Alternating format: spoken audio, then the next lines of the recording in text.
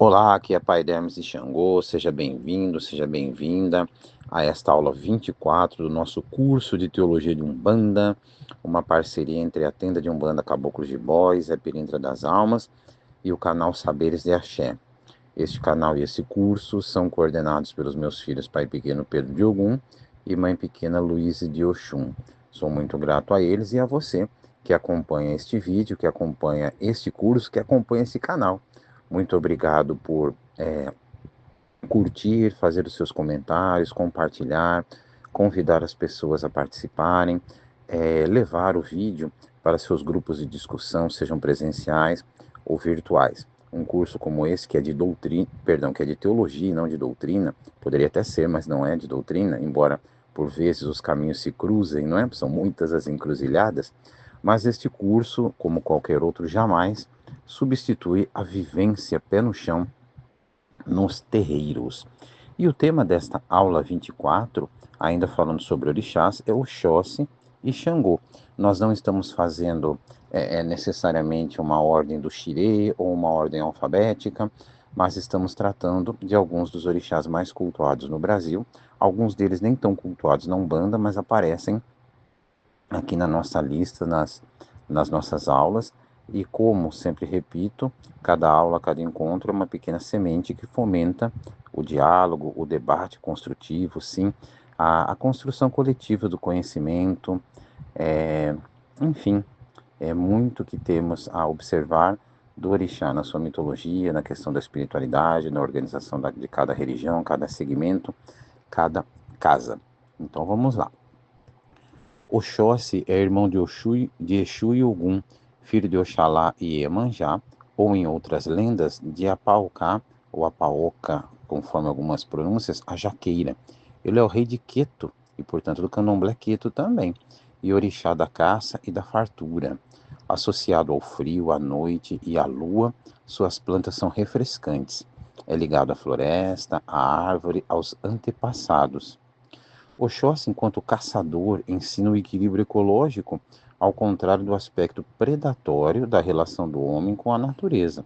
A concentração, a determinação e a paciência necessárias para a vida ao ar livre. Rege a lavoura e a agricultura. A respeito de Ogum reger a agricultura e como isso mudou em solo brasileiro, já tratamos em outros momentos na aula específica sobre orixás. Dê uma olhadinha lá, hein? E também na aula sobre mitologia. Embora esse tema não apareça ali de forma incisiva, mas para uma compreensão maior também. Na Umbanda, de modo geral, amalgamou-se ao orixá Ossan quanto aos aspectos medicinais, espirituais e ritualísticos das folhas e plantas. Como a figura mítica do indígena habitante da floresta é bastante forte no Brasil, a representação de Oxóssi pode aproximar-se mais do indígena do que do negro africano. Não à toa, Oxóssi rege a linha dos caboclos. O candomblé em muitos ilês abriu-se para o culto aos caboclos de maneira explícita, chamado de candomblé de caboclo, né? Nesse caso. Ou mesmo camuflada para não desagradar aos mais tradicionalistas. Ainda existe isso. Apesar do tempo do estabelecimento oficial do candomblé enquanto religião. E quando eu digo oficial, não é de reconhecimento público, reconhecimento por órgãos federais, estaduais, municipais, não, mas a Constituição é uma espécie de certidão de nascimento do candomblé queto, como temos uma certidão de nascimento da Umbanda, são referenciais, são marcos, não é? No âmbito espiritual, Oxóssi caça os espíritos perdidos, buscando trazê-los para a luz. Sábio mestre e professor representa a sabedoria e o conhecimento espiritual, com os quais alimenta os filhos, fortificando-os na fé. Isso é muito interessante para pensar o que tem a ver o conhecimento com a fartura, não é? Com a alimentação, com a mesa farta, com a prosperidade. A saudação de Oxóssi é Okearô, que significa salve o rei, o que fala mais alto, né? Salve o rei que fala mais alto. É, como nos demais orixás, não estamos analisando as listas necessariamente de elementos, de cores, disso e daquilo, mas trazendo algumas características e relatos mitológicos que ilustrem a força e a potência de cada orixá estudado. O sincretismo com o santo católico é São Sebastião, 20 de janeiro, que é um mártir da fé cristã, centurião que foi amarrado a um tronco e teve o corpo transpassado por flechas. Então aí a gente tem o tronco, a árvore e as flechas que nos remetem ao Oxóssi, cujo significado, Oxóssi, a palavra, é uma contração de é o caçador de uma flecha só. É a flecha certeira. Oxóssi e Ogum são irmãos, e Ogum nutre um carinho especial por Oxóssi. Há um provérbio que diz mais ou menos o seguinte: onde Ogum levanta o pé, Oxóssi coloca, né? Em uma ocasião em que Ogum voltava de uma batalha, encontrou Oxóssi cercado de inimigos que já haviam destruído quase toda a aldeia. Oxóssi estava paralisado e com medo. Embora estivesse cansado, Ogum lutou a favor do irmão até o amanhecer. Vencedor, tranquilizou Oxóssi, dizendo que sempre ele poderia contar com o auxílio do irmão. Ensinou Oxóssi a caçar e a abrir caminhos na mata. Também o ensinou a defender-se e a cuidar de si e dos seus. Com o irmão seguro, Ogum podia voltar a guerrear. Fraternidade, irmandade e parceria são conceitos-chave para a compreensão profunda da humanidade desse relato mitológico, desse Itã. Na comemoração anual da colheita de inhames, um grande pássaro pousou no telhado do palácio, assustando a todos. O pássaro havia sido enviado pelas mães ancestrais que não haviam sido convidadas. Para abater a ave, o rei chamou os melhores caçadores do reino, dentre eles o Xotogum, o caçador das 20 flechas, o Xotogi, o caçador das 40 flechas, e o Xotadotá, o caçador das 50 flechas. Todos erraram o alvo e foram aprisionados pelo rei. Então, o Xotocan Xoxô, caçador de uma flecha só, que é a melhor tradução, não é? Auxiliado por um ebó votivo para as mães ancestrais, feiticeiras, sugerido por um babalaô, a mãe do caçador, disparou sua flecha e matou a ave. Todos celebraram o feito. Honrarias foram concedidas ao caçador, que passou a ser conhecido como Oxóssi, isto é, o caçador Oxô é popular. A melhor tradução de Oxóssi, e não é como o caçador de uma flecha só, que seria Oxotocan Xoxô. E há pouco eu disse que a tradução seria de Oxóssi, o caçador de uma flecha só, pensando numa contração. Se não é a tradução literal, ao menos a questão simbólica que fica no nosso coração. Mas linguisticamente, ao pé da letra, a informação que eu trouxe agora é a mais correta. Essa história é sobre escolhas. Um tiro certeiro vale mais do que fama, aparência.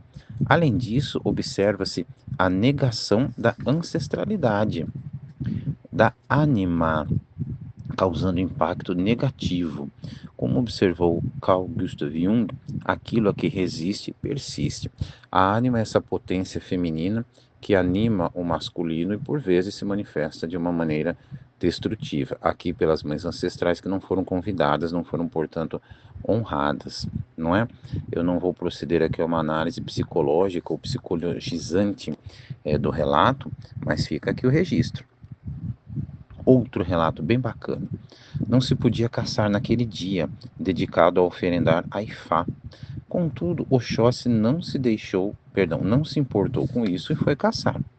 Oxum, sua esposa, deixou o lar, pois não aguentava mais ver as desobediências do marido às interdições sagradas. Na mata, Oxóssi ouviu um canto. Não sou passarinho para ser morto por você. O canto era de uma serpente, na verdade, o chumaré. Oxóssi não se importou e partiu a cobra com sua lança. No caminho para a casa, continuou a ouvir o mesmo canto. Cozinhou a caça e se fartou de comê-la. No dia seguinte, pela manhã, Oxum retornou para ver como estava o marido e o encontrou morto. Ao seu lado, o rastro de uma serpente que ia até a mata. Oxum então procurou Orunmilá e lhe ofereceu sacrifícios. Orunmilá deixou Oxóssi viver e lhe deu a função de proteger os caçadores. Oxóssi agora era um orixá. Os interditos transgredidos trazem consequências. Uma delas é o amadurecimento por meio de experiências dolorosas que franqueiam uma nova realidade. A mitologia dos orixás, e há quem diga que na Umbanda ela deve ser esquecida, supostamente em nome da espiritualidade. Quanto saber ancestral é jogado fora dessa forma? Fica aqui o convite à reflexão. O glorioso orixá Xangô, um dos orixás mais populares no Brasil, provavelmente por ter sido a primeira divindade iorubana a chegar às terras brasileiras, juntamente com os escravizados. Além disso, especialmente em Pernambuco e Alagoas, o culto aos orixás recebe o nome genérico de Xangô, de onde se deriva também a expressão Xangô de Caboclo para designar o chamado candomblé de caboclo. Olha aí, Xangô é nome de religião, para quem não sabia, né? Para uma das formas de culto de nação. Orixá da Justiça. O Xangô mítico histórico teria sido um grande rei, Alafim, de Oió, na Nigéria, né? Após ter destronado seu irmão Dada Ajacá. Na teogonia iorubana, é filho de Oxalá e Iemanjá. Representa a decisão, a concretização, a vontade, a iniciativa e, sobretudo, a justiça, que não deve ser confundida com vingança. Xangô é o articulador político presente na vida pública, lideranças, sindicatos, poder político, fóruns, delegacias, etc., né? Também é o orixá que representa a vida, a sensualidade, a paixão, a virilidade. Seu machado Bipene, o Oxê, é símbolo da justiça, representando a ideia de que todo fato tem ao menos dois lados, duas versões, e devem ser pesadas, avaliadas. Teve como esposas Obá, Oxum e Yansan, que compõem a chamada coroa de Xangô. E aí nós temos diversas formas de sincretismo: Moisés, Santo Antônio, São Jerônimo, São João Batista, São José, São Pedro, todos representando um masculino mais velho, mais sábio, embora tenhamos qualidades de Xangô mais jovem, Xangô menino também. E, por exemplo, em Cuba, nós temos Xangô sincretizado com a Santa Católica Santa Bárbara, o que nos lembra que o orixá não tem gênero. Orixá, nós pensamos como uma energia manifesta, há vários conceitos de orixás, temos uma aula sobre isso, mas em termos energéticos não tem sexo ou gênero. Por vezes se manifesta com uma energia mais masculina ou mais feminina, ou combinando as duas polaridades, ou trazendo-as como polaridades mesmas, sem uma síntese, mas não é como nós entendemos no corpo físico nosso, na nossa encarnação. Sua saudação é Caô Cabecilha ou Caô Cabecilê, e há outras também, mas eu pego aqui a principal na Umbanda, que significa venha saudar o rei, perdão, venham saudar o rei, né? E isso lembra a sua dignidade real, não como um rei que é distante, mas um rei muito presente, um rei que curte a vida, aproveita a vida, e compartilha sua mesa, compartilha sua cama, dança, canta, Xangô gargalha alto, né? A fala de Xangô é o trovão. Alguns relatos mitológicos para aquecer, já que é o orixá do fogo, né? Os nossos corações. Xangô enfrentava um inimigo terrível e seus homens haviam sido capturados. O quadro era assustador. Subiu então até o alto de uma pedreira e pediu conselho e ajuda a Orunmilá. Com seu Oxê, o machado duplo, começou a bater nas pedras que soltavam faíscas e no ar formavam línguas de fogo que consumiam seus inimigos. O vencedor da guerra foi Xangô. Os líderes inimigos que haviam mandado massacrar os soldados de Xangô foram mortos com um raio que ele havia mandado no ápice de fúria e descontentamento. Contudo, os soldados das tropas inimigas foram poupados. Com esse gesto, Xangô passou a ser admirado e consultado como o Senhor da Justiça para resolver e administrar pendências, conflitos e discordâncias. Os diversos relatos mitológicos sobre Xangô apresentam a justiça como aprendizado constante que muito contribuiu para o amadurecimento da personalidade do Alafim de Oió. Nós temos muitas coisas para pensar sobre Xangô enquanto personagem,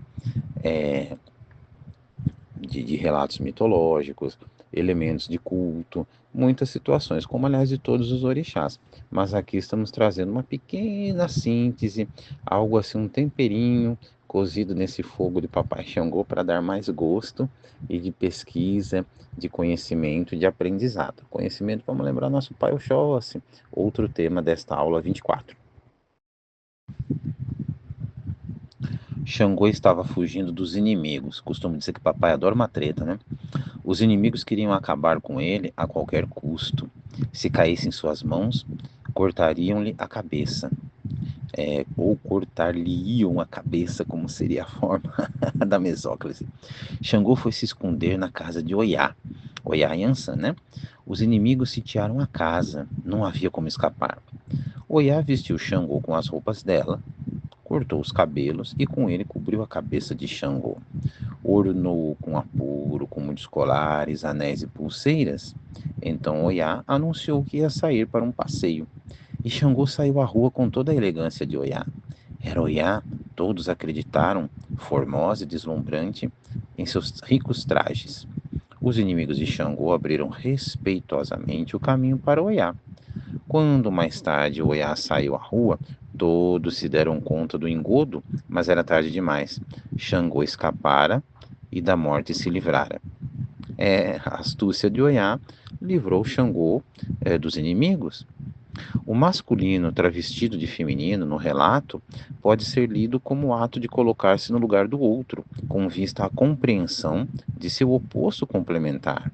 Ao se vestir como Yansan, a esposa com quem Xangô mais apresenta compatibilidade de elementos, pois com ela divide os domínios do fogo, do raio e do trovão, ao mesmo tempo em que a ela se opõe, pois Xangô é o orixá que pulsa tão intensamente a vida que repulsa o mundo dos mortos, reino em que Yansan se sente à vontade e também do qual ela é a senhora, né?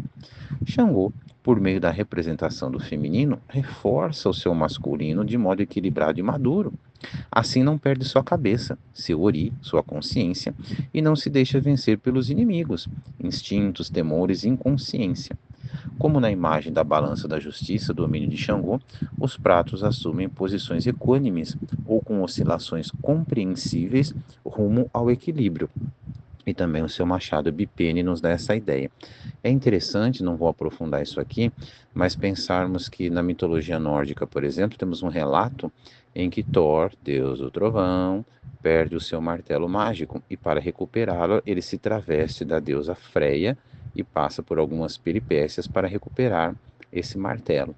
Olha aí, que interessante, né? Aquilo que tratamos em outra aula, em duas aulas, na verdade, sobre arquétipos e imagens arquetípicas.